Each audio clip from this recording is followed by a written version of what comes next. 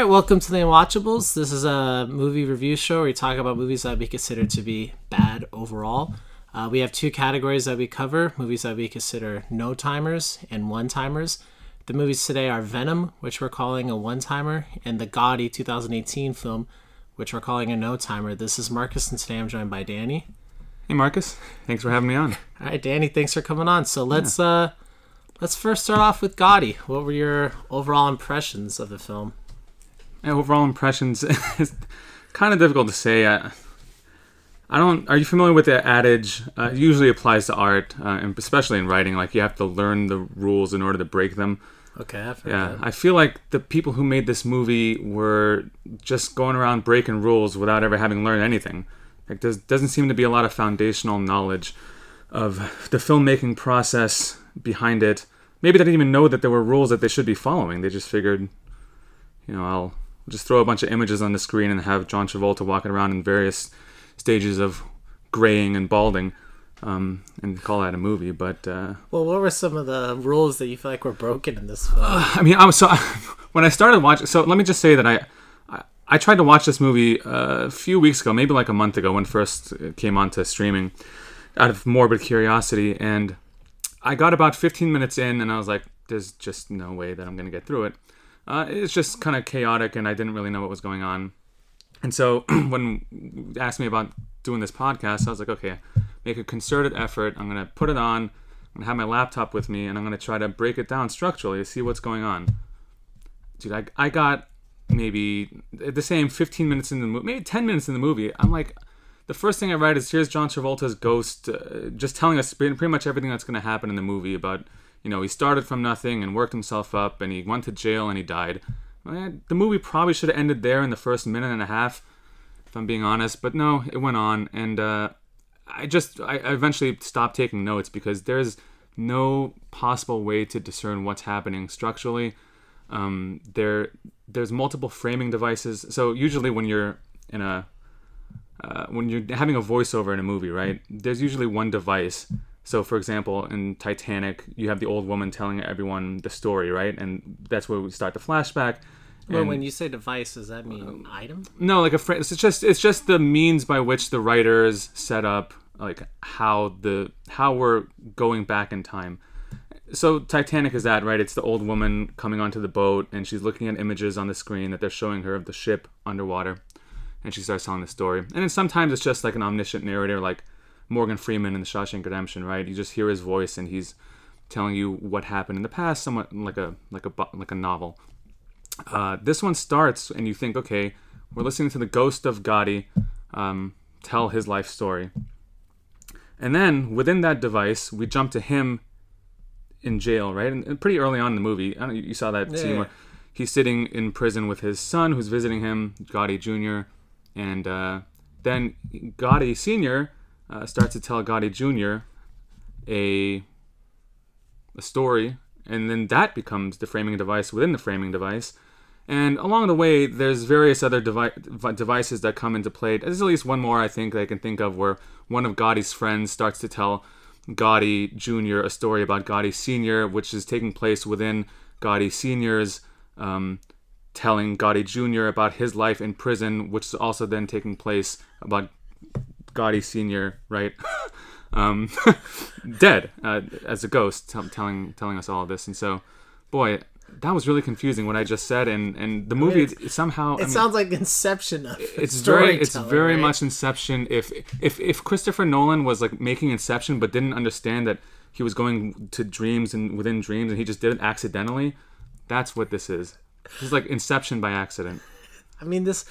I hardly ever fall asleep watching movies, and last night when I tried to watch this, I fell asleep with maybe 30 minutes left. And honestly, when I woke up today, I honestly had forgotten most of what had happened in the film, so I had to rewatch like a large portion of it, and I had to rewatch the ending. And I still, after watching the movie, I don't feel like I know anything other than John Gotti had a son named John Gotti.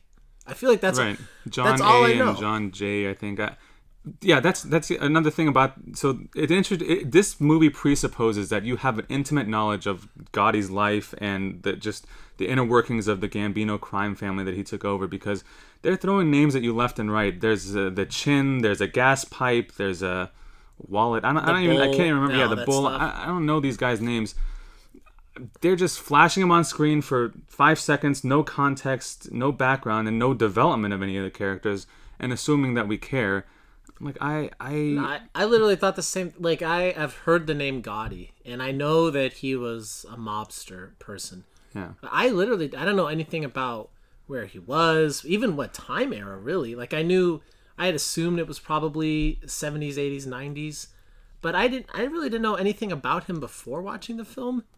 And I feel like even after watching it, I feel like there's not a lot of talk about what actually product that they're selling as a mafia family. They're making references to, he's a big earner. I'm like, what earning what? What are they selling and what are they earning? They're not talking about selling coke or I have no idea what actual crimes he was really doing. I mean, I know that he killed people, but right, it shows him killing people.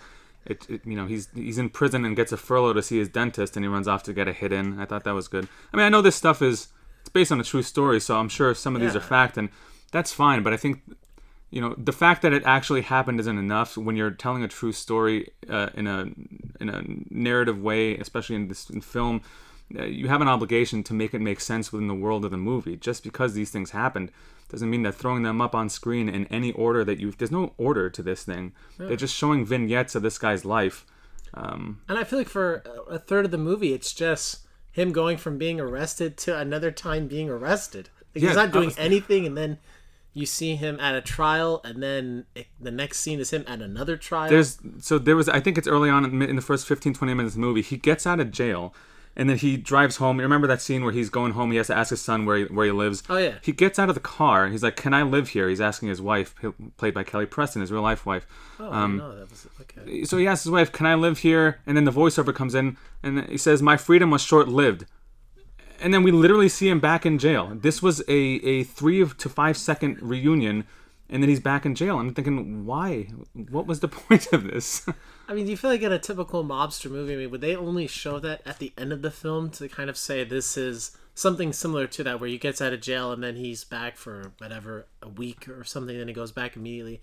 Is that something that would only ever even happen, something like that at the end of a film, right? Not at the literal... Not necessarily. I just think you have to know what narrative through line you want to follow for the character, and these guys had no idea. A good example, I think this movie definitely borrows heavily from Goodfellas, right? And in that movie, it opens on Henry Hill, on Ray Liotta's character, and they got a guy in the trunk, right? And he's kind of already in the middle of this life, and then that's that famous line, all my life I wanted to be a gangster, something like that. I'm paraphrasing. And then we go back in time, and so that movie plays around with time a little bit, but it makes sense because we kind of knew what the narrative was, or what his character arc was, or at least they knew when they were putting it together, because otherwise you're just taking random events from this guy's life. I think it was on another podcast, I heard someone say that it's like the Wikipedia page movie version of his life, and it really is. It's just bullet points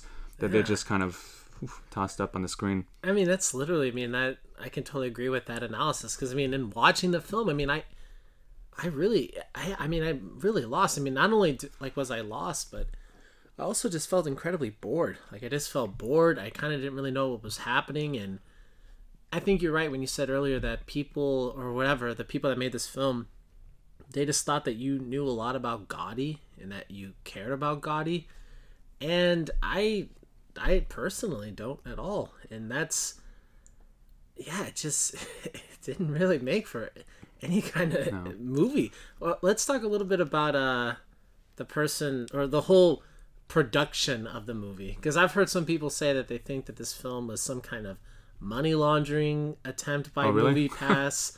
I know that we talked about this earlier, but one of the people from Entourage directed it. Right. It was in development hell. What if some of the stuff that you've heard about the production of it and the release of it in general? I think just generally, the movie had been in production, in some form of production, for a number of years. I think something close to a decade. And, at various times throughout that period, there were some pretty heavy hitters attached to it. I think, I don't remember the direct. I think it was Barry Levinson. I think possibly David Fincher, but I'm not sure on that. But names like Al Pacino, like pretty big actors were involved, and also screenwriters. I think there was. I wish I had written it down. There was a pretty reputable screenwriter, well respected, that had gotten a draft of it done, and by the time they came to shoot, that most of the talent had left except for John Travolta, who had seemed to be a constant as the Gotti, as in the role of Gotti for the whole time. And they threw out that script, and now there's 4 screenwriters credited. So I mean, that's indication right there that there's a lot of kind of disparate voices and ideas driving this thing, and those are just the ones that are credited. I wonder how many actually were behind the scenes, going back and forth, and then the directors, and I don't know Kevin Conley's directorial history. I guess I could look it up on IMDb, but I don't know how much experience he has with film. It just seemed like there was no real strong vision. Well, do you feel like this film's all of its problems? Do you feel like it stems more from the director or from the screenwriters, or? Oh, it's everything. I mean, as a foundation, the script. I can't say that the final product is a result of the script, because we don't know what they changed in production or in editing. I feel like they might have shot the script might have been written in some kind of chronological order. We don't know, and then they decided after the fact, hey, let's just put this scene here and this scene here, and they're putting together the puzzle that doesn't make any sense. So it's hard to say about that. I mean, I was going while I was watching, I was trying to figure out what exactly what's the story. Like when I said I was trying to figure out the structure, so I mean, movies have a basic structure, right, for a second, third act, but you can play around with that, and they don't have to be told in that order necessarily. And so, but there's usually something, and it's character driven. Like sometimes people call it an arc, but it's like what the closest I got to figuring it out was when Gotti Jr., right, is talking to Travolta's character, to Gotti, to his father. There's like a thing going on where Gotti Jr. rather wants to make a deal, like a plea deal, right, with the government. Oh yeah. And Travolta seems to not want him to do that. And when we go back in time and see kind of Gotti Senior on the rise, it's confusing that they're both named Gotti. I'm just going to call him Travolta. When Travolta's character's on the rise, his son, who was in the military academy, right, gets kicked out. He clearly idolizes his father and wants to work with him. So I was like, okay, I think what they're trying to do is, this is Gotti Jr.'s story, and we're seeing his father's events through the eyes of the son. And that's why this movie has so much reverence for Travolta, for Gotti Sr., because I don't know if you noticed that, the whole movie seems to be like really glamorizing and glorifying this guy who, I mean, maybe he was a family guy, maybe he loved his family, but he was clearly a horrible person. And there's really no point in the film where it's trying to lead the audience to feel anything like disdain or disgust with his actions. It's kind of just like, oh, he's a great guy, and the government keeps on screwing him over. And that's really the only thing that I got from this movie, was that the Gottis and the mafia in general don't like the government because the government tries to crack down on their operations. I understand that from the mafia perspective, but I think, does a movie about that kind of lifestyle have some kind of moral imperative to kind of at least show both sides, if you want to show two sides of a coin, but certainly to show some of the ramifications of that lifestyle. Well, wouldn't you say that? I mean, don't most mafia movies or mobster movies don't they show the lifestyle in a bad light? Like the film Blow, for example, right, with Johnny Depp. I mean, yeah, he made a lot of money, and he, gets a wife and has a nice car and house and all that stuff, but I mean, the lifestyle ruins him. I mean, he ends up in jail for the rest of his life, right? Yeah. Typically, don't those films, they act as cautionary tales? They do, and that makes sense to me. And it's not to say that they can't show the glamorous side of it, because they absolutely do. That's a lot of the fun. I think that's why people love to watch mob movies, is because it lets you, for 2 hours, whatever the runtime is, feel what it's like to live that kind of life, to not have a steady job, to just kind of do your own rich thing. and powerful and Right. live outside. Yeah. And that's fine, but then eventually it's got to go somewhere or tell you something of import about that lifestyle, or this movie just doesn't tell you anything. Like, do you feel like this film, I mean, we talked about this a little bit too before we recorded. I mean, another element that all films typically have is there's an antagonist. There's an actual person that you can look to and say, this is the quote bad guy of the film, right? This is the person that, especially in dramas even, there's typically some force or person, right?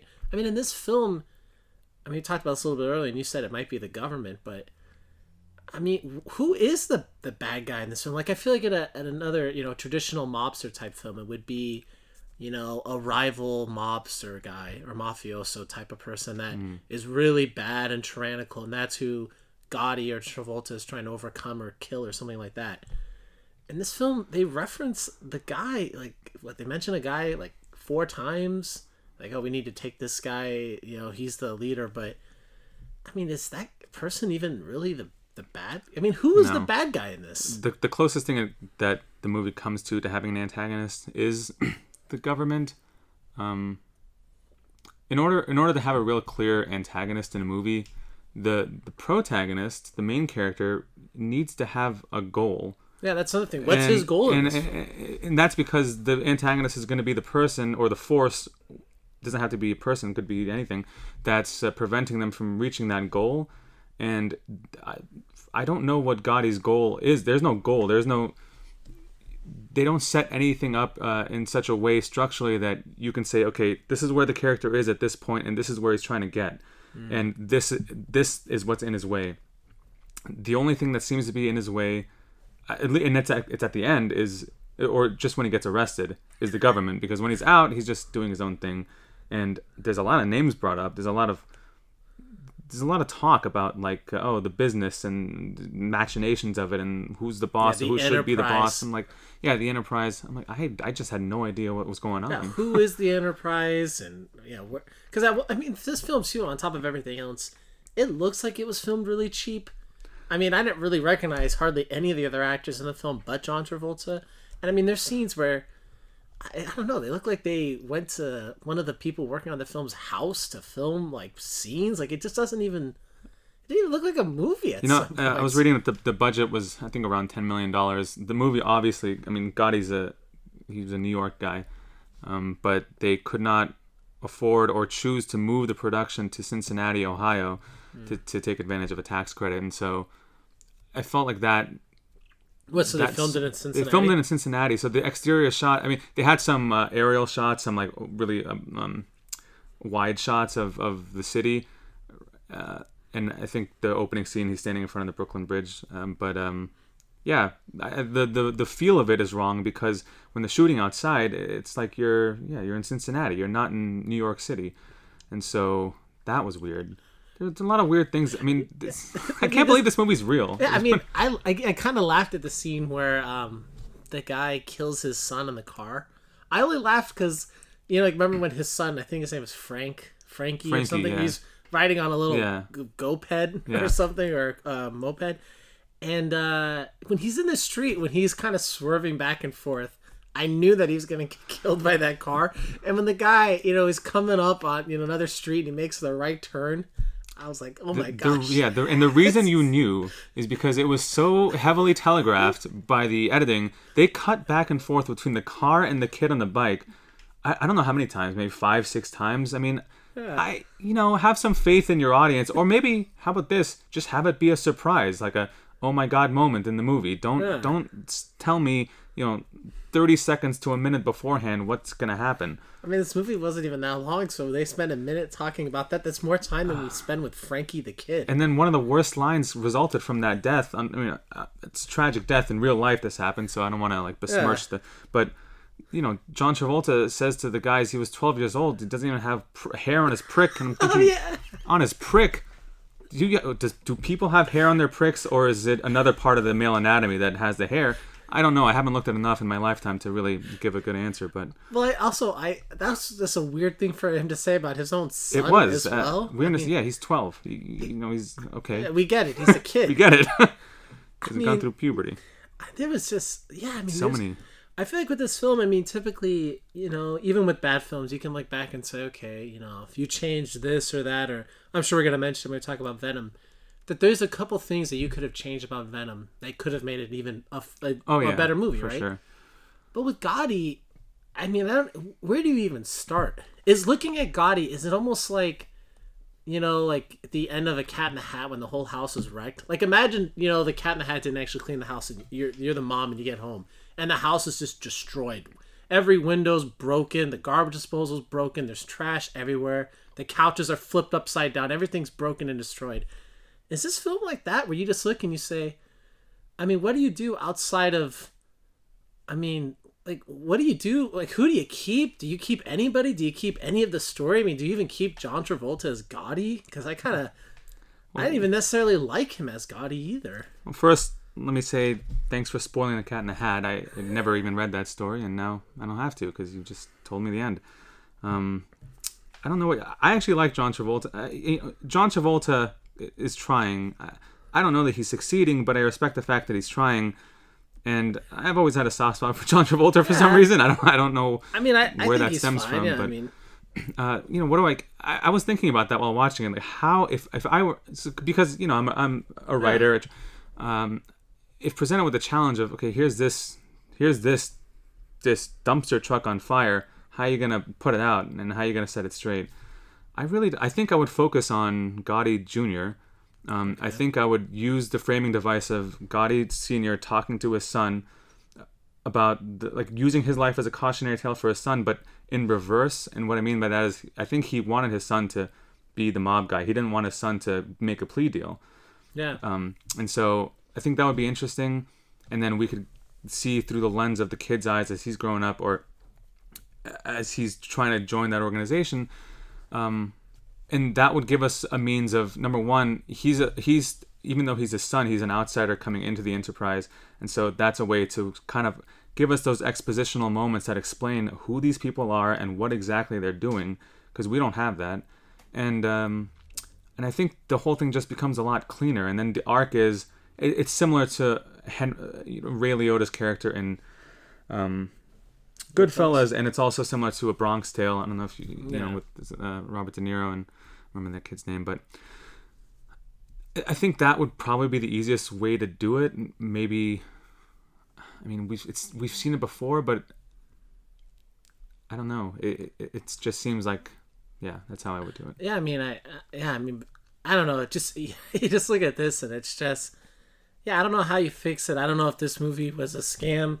I don't know if MoviePass was. I don't know what they were thinking, that this was at their height of their powers. They decided to make this movie. This was their apex. Yeah, now I mean they're a total joke, and I don't even know how many theaters even take MoviePass anymore. But yeah, I mean, the whole thing is weird. The whole plot, and I also just, I mean, there's also that element of, I mean, does anybody care to watch a John Gotti movie?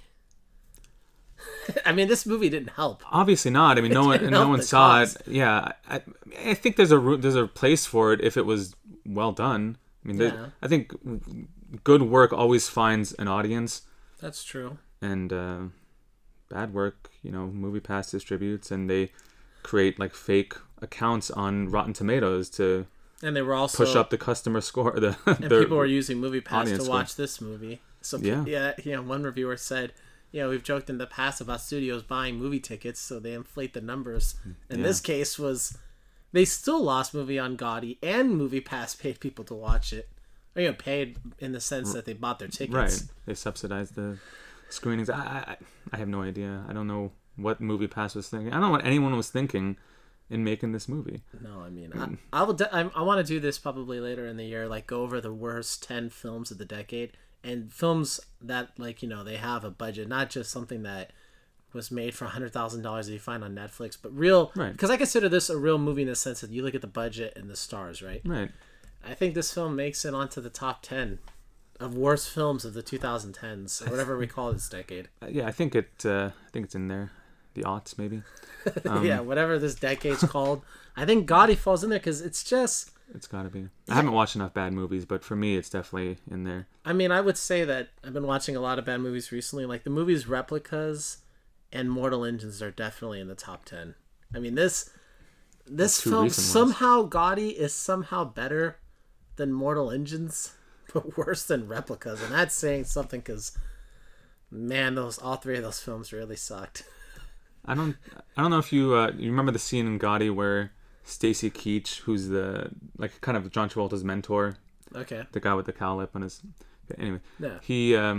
he's saying, I don't know what he's talking about, but he's saying essentially that he's got to get approval from the 5 families, the 5 boroughs, and then he very slowly and deliberately counts out the 5 boroughs on his hand and makes them out, and then at the end of it closes his fist and he's like, I was like, what the heck did I just watch? What was that?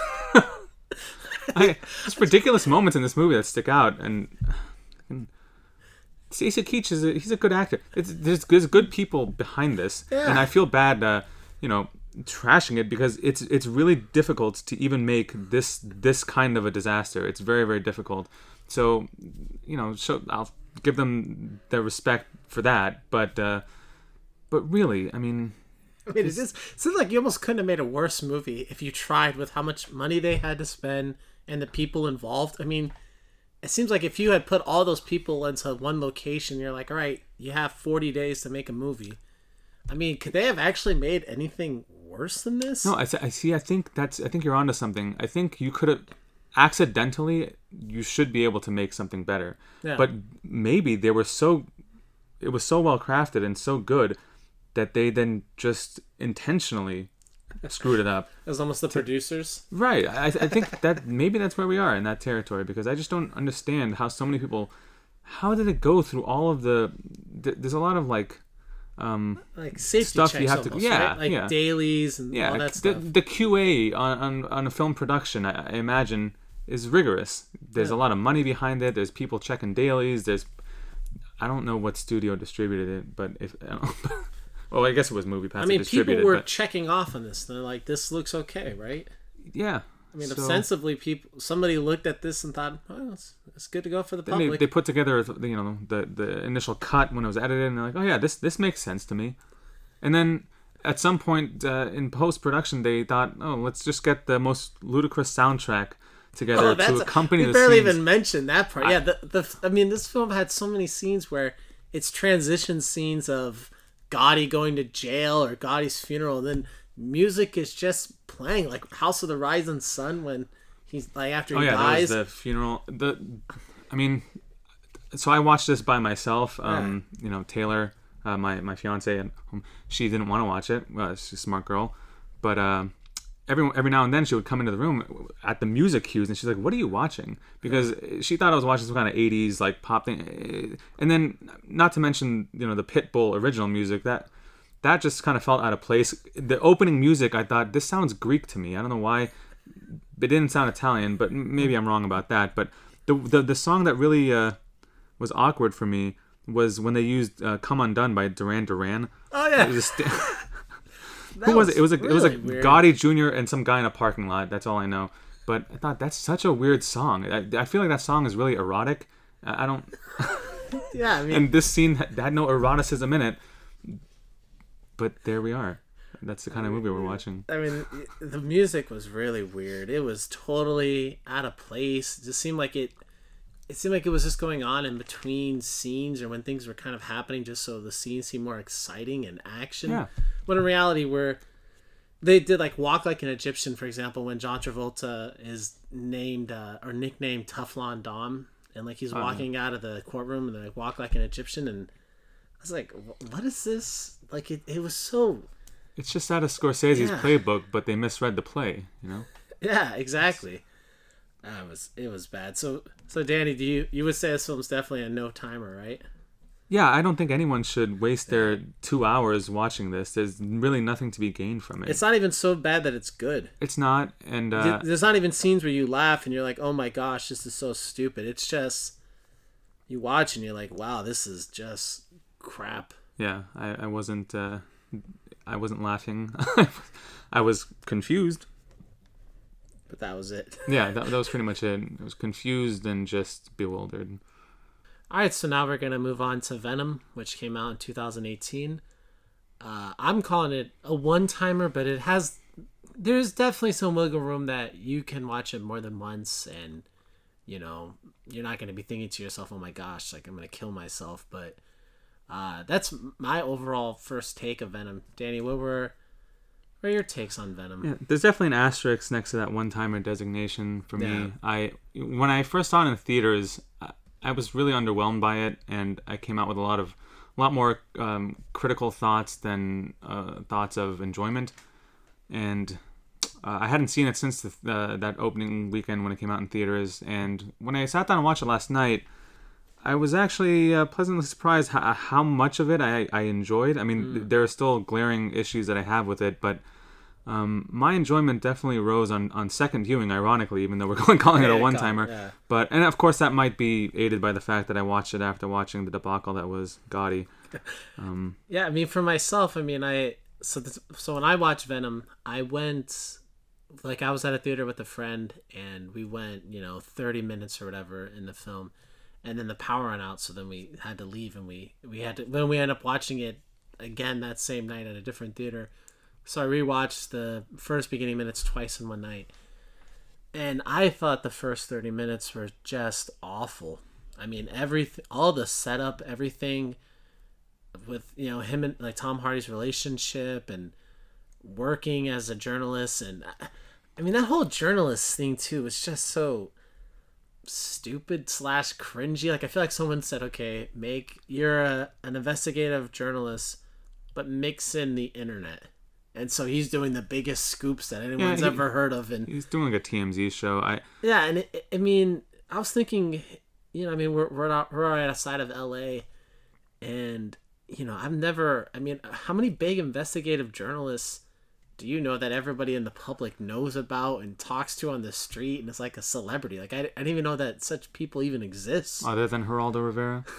Yeah, but even him, I mean, he's a person that been on TV for decades and all this. I mean, literally, Geraldo Rivera's been on TV since like 1850. It feels like. Yeah, no, I don't know. I mean, the journalist thing, that's canon, right, from the comics. Yeah. So I don't really have a problem with that. The beginning of the movie is definitely the movie starts, I think, maybe like 20 minutes too early.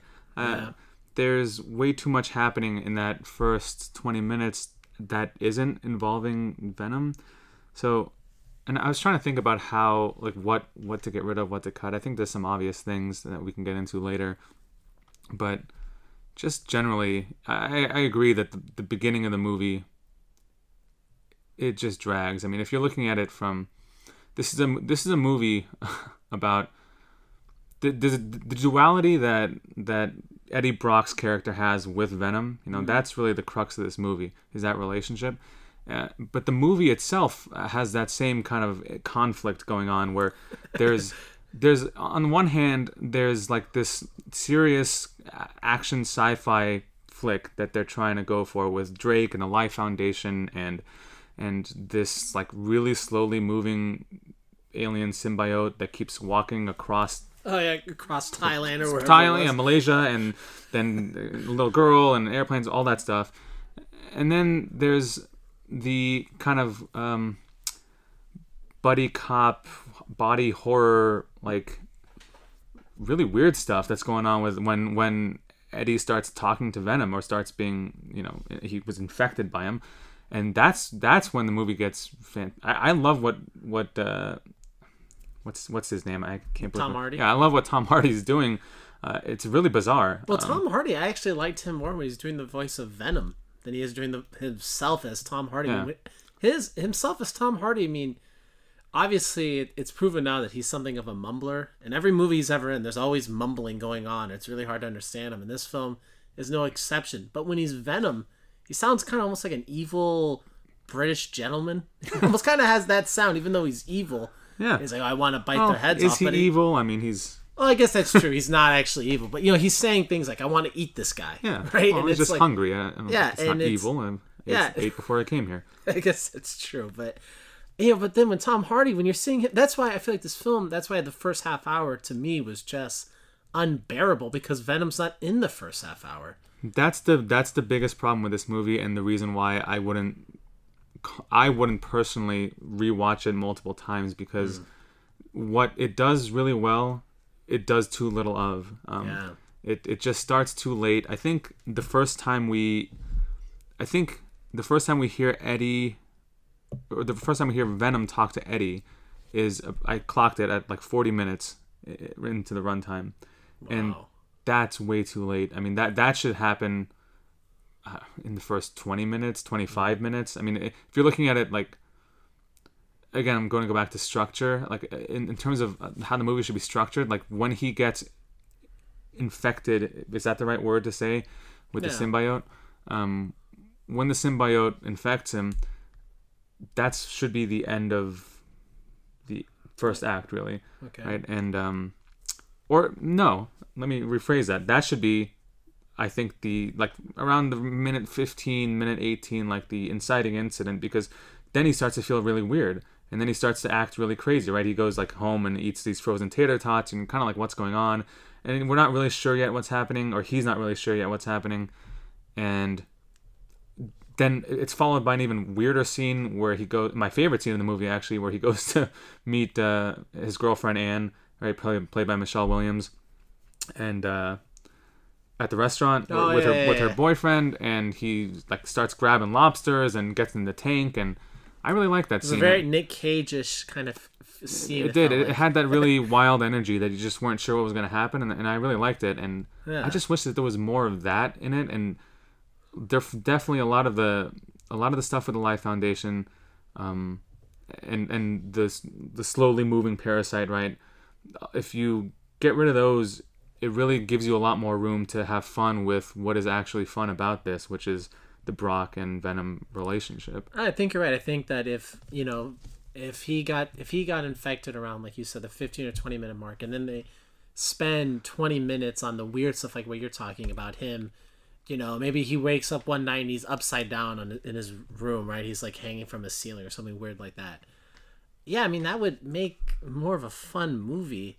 And yeah, because for this, I mean, after he meets Venom or the symbiote, it just, everything after that kind of seems like now it's like, it seems more rushed almost a little bit, to the point where the villain really, I mean, thank God that he also got whatever, the symbiote or whatever, because like, I mean, you don't even, like, they won't even, like, the villain is that whatever, the Life Foundation person. Drake, yeah.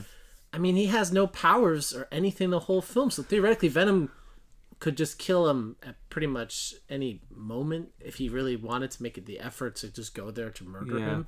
The villain is definitely problematic. I mean, Drake, it's pretty standard comic book stuff. He is this scientist, and he has a veneer of like wanting to save the world or make the world a better place, but he's really in it for his evil motives and greed driven. And then, ultimately he becomes just a stronger version of the hero, kind of like Iron Man, right? Yeah. And I'm sure there are other examples that I can't think of where that happens, but I think that's just a common comic book movie problem. I don't know how. I mean, I think the real issue for me is what we talked about in the beginning, and why, and how that really impacts the rest of the movie. Because I think I really would have liked it a lot had we not have to watch those first 30 minutes. There's definitely a way to condense it, and there are just things that don't make any sense. Like you brought up your issue with this journalist character and what is his comp in real life. I mean, I don't really have a good answer for that, but regardless of that, I'll accept the fact that, okay, he's this guy and he's this kind of hard-hitting investigative journalist and people know him and he's got a shaky cam following him. I'm fine with that. What I'm not fine with is the pretense that this guy, who everyone knows, right, he's well known for doing this kind of hard-hitting interviews.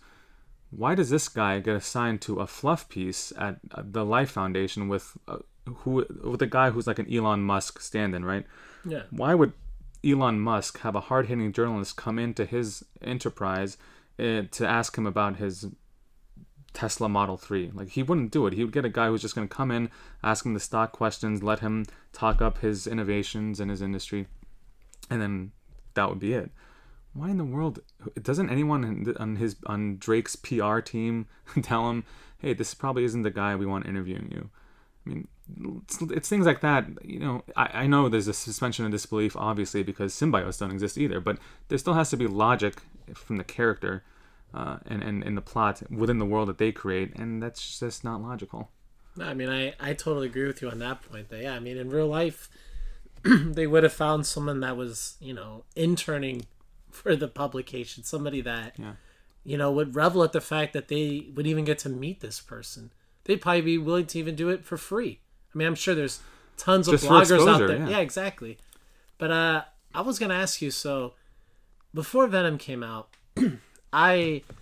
So Venom came out in October of 2018. If you had asked me in June of 2018, if you had said, how successful do you think Venom is going to be? I probably would have said, all right, for a worldwide box office number, I probably would have said, $400 to $500 million, right? Mm-hmm. Which, I mean, when you consider the budget and the marketing, it would have made a profit, but it wouldn't have been considered that big of a hit, right? Venom, at the end of the day, made over $855 million worldwide. It made more money than Deadpool 2, Wonder Woman, both the Amazing Spider-Mans, I believe, and the latest one, Homecoming. It made a lot of money. And I guess my kind of thoughts with Venom is this movie inadvertently huge? I mean, did this film... I mean, obviously the people at Sony wanted it to make money. But do you think they ever actually thought this film was going to make as much money as it did? And do you think if they had known it was going to make as much money, would they have spent more time refining the little details of the film and making it, especially like you said at the beginning, which seems like it drags on forever, but there's a lot of other issues with the film too that, like some of the ways that it's kind of shot and kind of, I don't know if I really love the way, I mean, there's some CG that looks terrible, like the Life Foundation, when you can see from the Golden Gate Bridge. Oh, it definitely has a mid 2000s. Yeah, exactly. It doesn't feel like a 2018 film. It feels like a 2009, 2010 era film. I mean, do you think if they had known it was going to make that much money, would they have invested more and made it feel more modern and just look better? Well, I guess we'll see with the sequel. I don't. Yeah. I mean, I don't think so. They clearly didn't need to, because people enjoyed it for what it was, which is great. I mean, it's a fun popcorn movie if that's what you're looking for, and most people are when they go to the movies. So, yeah. Well, I think it's so interesting too that last year, 2018, you look at films like Aquaman, Black Panther, and Venom, and something that all three of those films really have in common is that people have heard of the characters, but they don't really. Before last year, no one would have counted any of those three superheroes as A-listers, right? And now, those three films, they made so much money. I mean, two of those threes are, billion-dollar films. Venom, $855 million, not far off from $1 billion. And I wonder if that's going to be something of a trend in the future where you're going to see more films that are, superhero-centric, but that are lesser-known heroes. Like a film like Shazam, for example. Yeah. Is it totally outside the realm of possibility that Shazam might make $1 billion or $900 million? I don't know about those numbers, but no, it's not. And by virtue of the fact that they've already done most of the major superheroes, they have to tap into the lesser known properties. And Venom's not necessarily lesser known in that sense. I think Shazam and Black Panther are better examples. But yeah, but it kind of gives them an opportunity maybe to play around with it, because look at Marvel with Guardians of the Galaxy. I personally, I'm not a comics guy, so I didn't know anything about it until I saw the first trailer, and I didn't even like the first trailer. I hated the first trailer too. I just wasn't interested in it. But then I was kind of blown away by seeing the actual movie and how much fun it was, and I loved all those characters in that world and wanted to be with them more. So maybe something like that will happen. So I think you're totally right there, where even a film like Venom.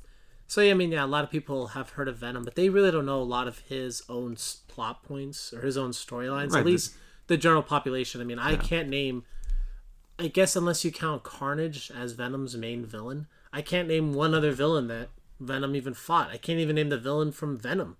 I forgot that symbiote's name, like I think the white it's one. Rage. Was it Rage or No, K? is it? I don't know.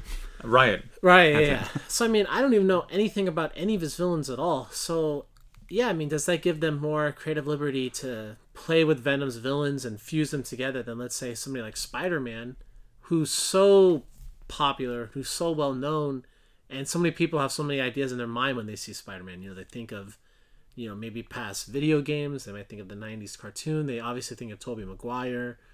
You know, maybe even some people, they might think of Andrew Garfield potentially. Yeah, or Tom Holland now. Yeah, and now Tom Holland. There's so many layers to it, right? And we've seen so many renditions now where it doesn't feel fresh. Even though I thought Homecoming was a fine movie, it certainly didn't feel fresh because we'd seen it.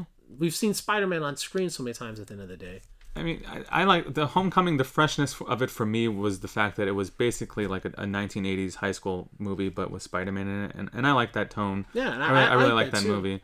And the freshness of Venom is the wacky stuff that Eddie Brock is doing with Venom, that Tom Hardy's doing with the character, and that's all great. And I don't, you know, that there were stories that came out around the time the movie was coming out that maybe Tom Hardy wasn't as happy with the final product. Yeah, he said he wanted the R rating release. Yeah, and apparently there were a lot of things that were cut from the movie and reshoots, and you can kind of tell. I think that contributes to the sort of tonal dissonance that you see between the scenes with the Life Foundation and that whole setup, and then the kind of more goofy stuff with Venom himself. And then in the end, it tries to meld the two, but it doesn't really succeed.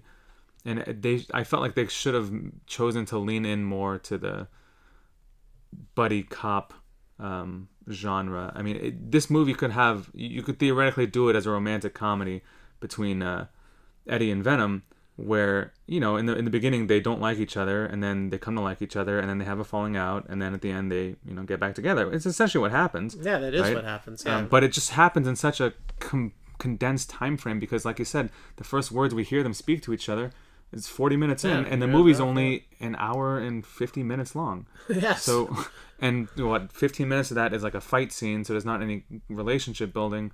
If you dedicate the good chunk of the second act, which should be, you know, like an hour long, to that relationship building up and going through the natural modulations of a relationship, then I think you earn the moment when Venom says that I like you, because we hear him call him a loser, and then at the beginning he thinks very lowly of Eddie Brock, and I just feel like that relationship needed some work.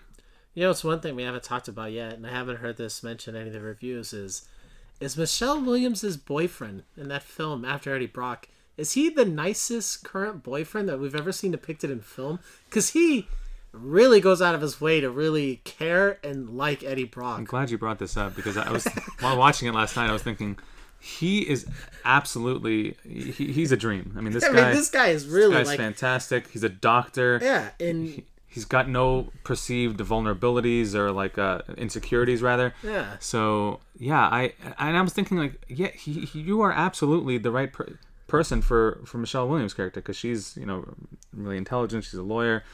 Eddie's a total mess. I mean, yeah, and she wants like stability. That's a big thing in her life. She wants stability in a guy that is reliable in there, right? She wants a boyfriend who's not going to like go into her emails and take a deposition.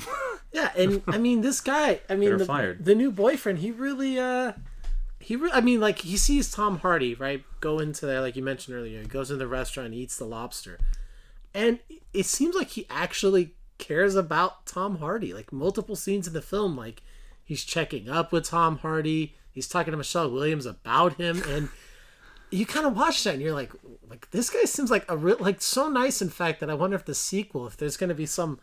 I wouldn't be shocked if the second film starts off with the three of them living together, where Michelle Williams and the boyfriend are like living in one room, and then for some reason Tom Hardy is like living in their garage or something. Like, it's just such a weird like kind of whole pairing kind of. Yeah, I mean, I think maybe he was just a really good doctor. He was just really committed to the work of making people better. And when he saw him behaving in that way, he's like, hey, this guy clearly needs help. I don't know if medical help. I mean, I would, you know, but it's a good thing he looked, because Yeah, I mean, this film definitely had a lot of like things where you're like, oh, that's interesting. Like, who's that girl? Who was the main bad guy's assistant girl? I think her name is Dora or Doris. Because is she from SNL? I Where's she don't- from? I don't know her name, unfortunately. Yeah, She's from comedic ventures, from other films, or I mean, she gets killed pretty brutally, right? Like she gets killed off screen, but don't you see her dead body like on the ground at one point in the film? yeah. Well, he leaves her in the room with the symbiote, and she dies from it. Because it jumps on her and kills her. So that whole let's talk about her character for a second, because I know what she's doing. Obviously, just the way that the film presents this though is very strange. So Eddie, we see him when he's going to his local grocery store, right? That little shop. Yeah. We see him talk to the homeless woman on the street. They have a very convivial relationship with one another. They're friendly. Then, a few minutes later, he goes by that same store and she's not there, and he's looking like, "Huh, that's weird. I guess that's where she lives, right? She's always there." Yeah, that's her So spot. this first like little things like, "Huh, something's going on," and then that's at that same moment the Doris character. I think I'm gonna call her Dora. I don't know. She's in there.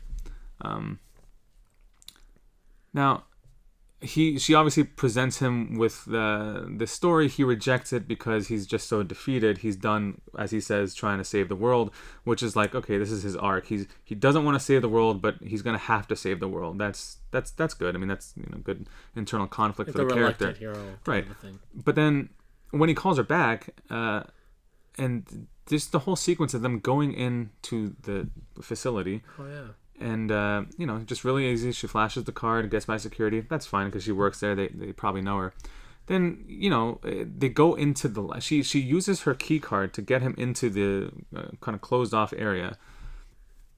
There's no security. There's one security guard. There's apparently no cameras in the whole place to see them walking by. They apparently can't read who accessed the security code. I mean, and that... I don't know why he's in there all by himself, right? In this really, really should be highly classified area, highly securitized area. Why he's in there with no cameras and just wandering around taking pictures, and then he sees the homeless woman that he is friends with, and then sets off the alarm and trying to break the glass. He breaks the glass with a fire extinguisher. You would think if you're getting some kind of alien that or presumably they know the host is going to possess some kind of strength, they're going to not kind of bolster this glass so that it isn't easily broken by an average guy with a fire extinguisher. Well, we never even see anything like that ever. Like, we don't see anything like that in the film before that or after that. That would suggest that they just kind of they closed down that section of the lab from 7 p.m. till 6 a.m. It's really strange. I mean, what would have made more sense to me? Let me try to think about how we're talking about like the beginning of this whole thing. Number one, sorry, let me backtrack. That the little girl, right? The slowly moving host that we see traveling across and.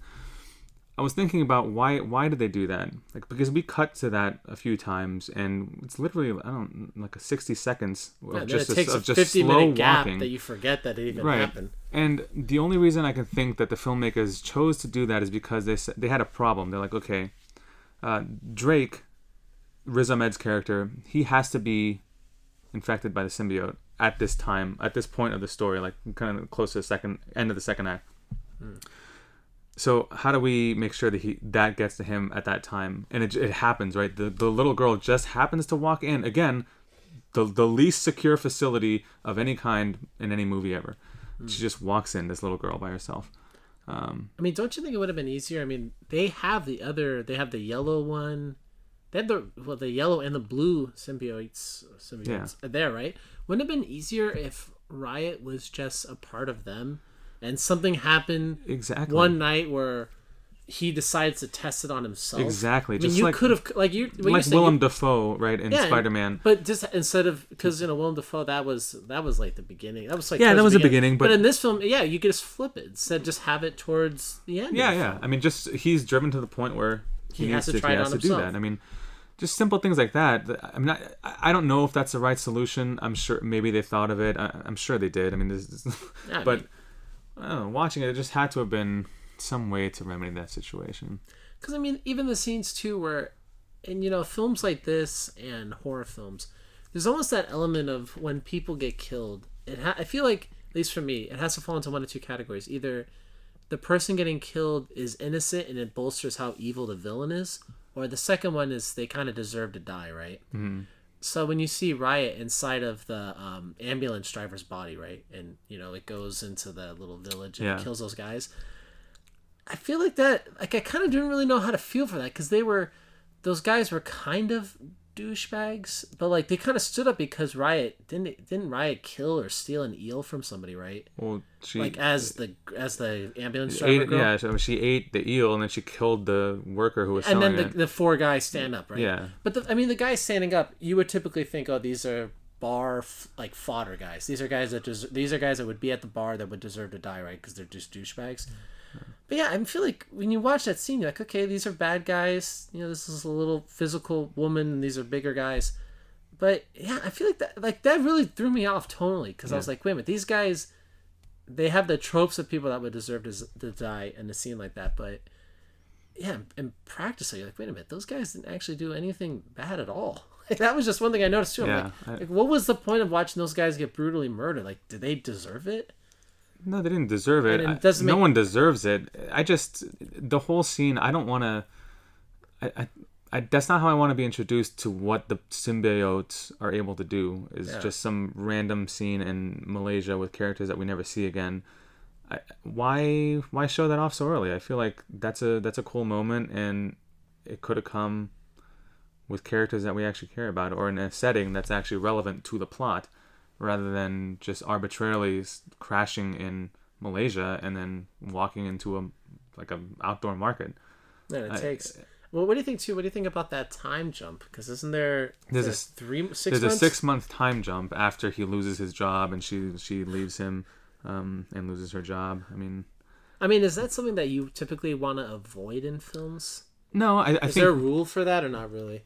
No, I mean I wanted from that time jump. I feel like when we came out of it, Eddie should have been in a more desperate position.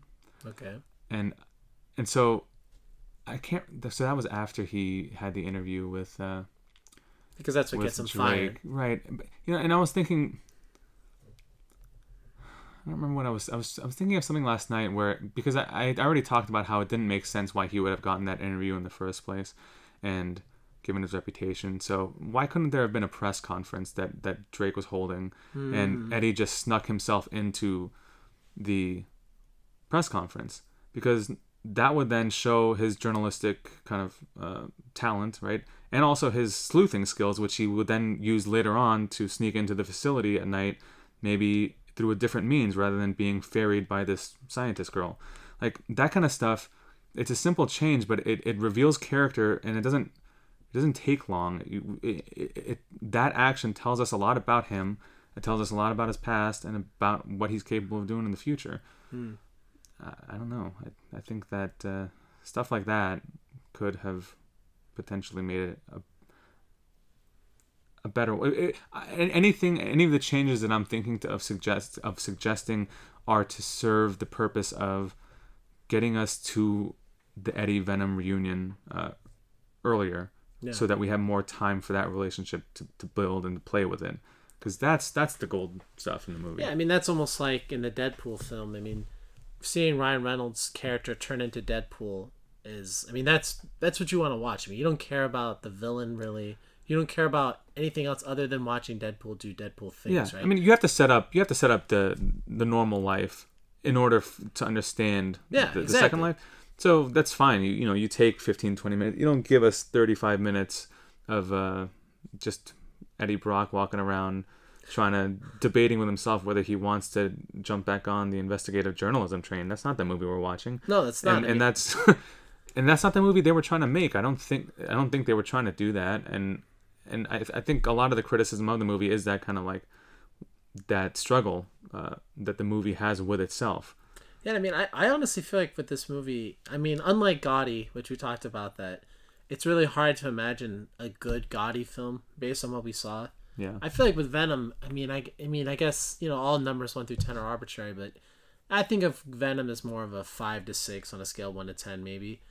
But there's parts of the film where I'm like, this movie's actually pretty good. And the first third of the film, I thought was like a 2. Like that's why what brings down the whole score. But I feel like with Venom, like you mentioned, there are a handful of things you could do, at least in my mind, that you could take Venom from a 5 or 6 to a 7 or 8, right?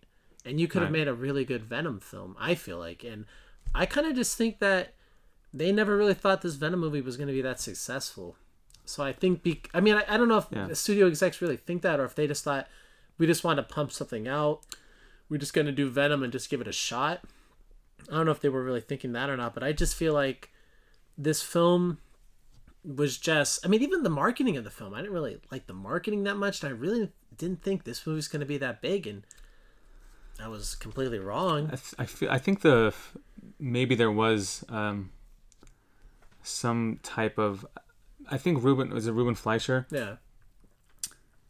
I think they were trying to make a movie, and then the studio probably got wind of what they were trying to do, and I have a feeling, I'm basing this on nothing, of course, that it was leaning more into the kind of absurd, kind of body horror comedy stuff with Venom and Eddie, and it was probably going into too weird of a place that the studio then wasn't comfortable with it, because they wanted to make money, so they want to try to make it more commercial. They want to try to ground it in something that people are familiar with, and that's why we kind of get this stock sci-fi comic stuff with the Life Foundation, and even Michelle Williams' whole character, frankly, she just does so little in the movie that's interesting, on top of the fact that she's wearing just a horrendous wig. It's very distracting to me. I don't know why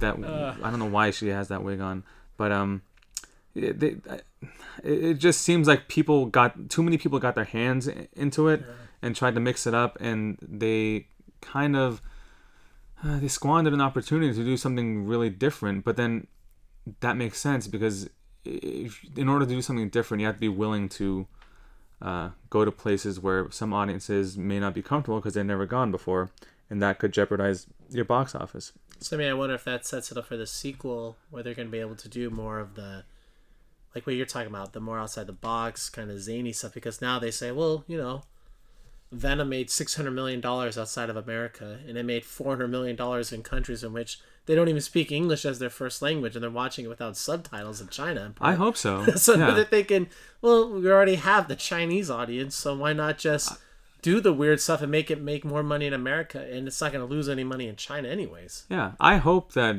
its success spells that they can afford to take some more risks and do some more out of the box things. I think that'd be great.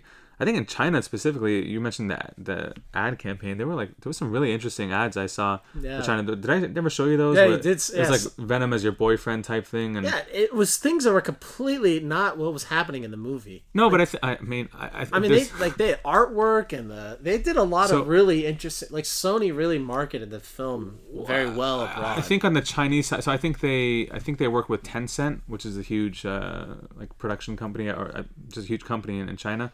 And I believe that they did the marketing specific to that region, because they know, obviously, the demographic that they're catering to. So they definitely tapped into something. Oh, for sure. they marketed the film incredibly well.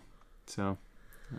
All right, well, I guess that's probably about it for Venom. So I agree with you, Danny, that this film, I would call it a one-timer, but there's that asterisk of, especially if you skip the first 30 minutes. Once you've already watched it once, you don't need to watch it. I'll say this. I would put it on, if it's on HBO, I might have it on, not pay attention to it, but, I could do other things, and then I'll look up when it's the few scenes that I like. Yeah, the scene where, he's fighting the squat force or whatever like that. Yeah, there's cool stuff in it. Yeah, whenever they come in. There's stuff like that definitely that is worth watching. But, yeah, so definitely, so to review, Gotti, awful. Do not watch Gotti. Yeah, Venom was...